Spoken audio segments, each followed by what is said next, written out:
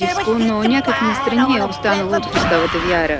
Силното желание обаче на преселниците от съседното село Елешница, запазили спомена за техния храм, останал под водите на язовир Пясъчник, съхранили и потребата да имат упованието и надеждата в добродетелите на християнската църква, е карало кмета Атанас Шопов да отреди общинско място.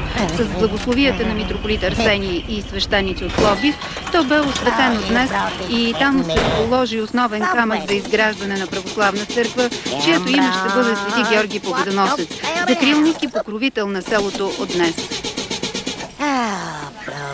Това бяха по-важните събития от изминалия ден. Лека нощ! Новините на Ефир 2 се излъчват с подкрепата на ТС Банк. I have no idea. Oh, let me just shut this off real quick.